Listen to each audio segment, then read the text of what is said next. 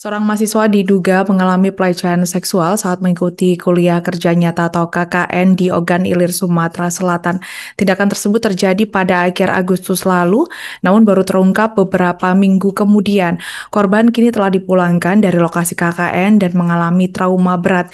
Sementara itu polisi masih melakukan penyelidikan terkait perkara ini. Untuk informasi selengkapnya akan disampaikan wartawan kami yang telah terhubung dari Tribun Sumsel, Agung. Rekan Agung, silakan laporan Anda. Ya, selamat siang rekan Alinda. Penyelidikan perkara dugaan pelecehan seksual yang dialami mahasiswa asal Universitas Muhammadiyah Palembang saat ini masih dilakukan oleh aparat Satreskrim Polres Ogan Ilir, di mana peristiwa dugaan pelecehan tersebut terjadi pada Jumat dini hari atau pada 29 Agustus lalu. Dan perkara ini sudah dilaporkan ke Polres Ogan Ilir. Beberapa minggu setelah laporan, informasi dugaan pelecehan ini mencuat ke media sosial, sehingga ditindaklanjuti oleh wartawan dan ketika dikonfirmasi kepada Universitas Muhammadiyah Palembang bahwa memang benar ada salah satu mahasiswi mereka yang melaksanakan KKN di Desa Seri Kembang 1, Kecamatan Pairaman, Kabupaten Ogan Ilir. Namun dari pihak kampus sendiri mengklaim belum mengetahui secara pasti apa yang sebenarnya terjadi di posko KKN tersebut. Sementara dari kuasa hukum mahasiswi bahwa klien mereka merasa sangat dirugikan dan mengalami trauma mendalam karena perbuatan asusila tersebut, dan pihak kuasa hukum meminta aparat kepolisian segera menindaklanjuti laporan perkara tersebut.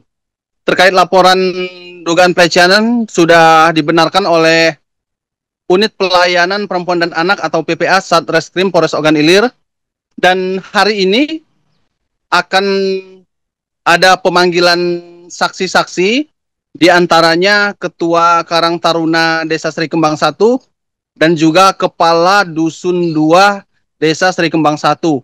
Dua orang tersebut merupakan terlapor pada perkara ini dan untuk sementara statusnya masih sebagai saksi.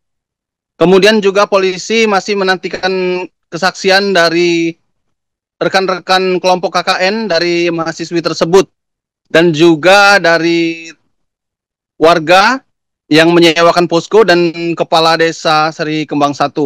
Polisi memastikan bahwa perkara ini ditindaklanjuti secara profesional dan akan mengusut tuntas. Meskipun di masyarakat sendiri masih terdapat perbedaan seperti itu, kontroversi terkait kebenaran dugaan pelecehan ini. Namun dari polisi memastikan bahwa akan diselidiki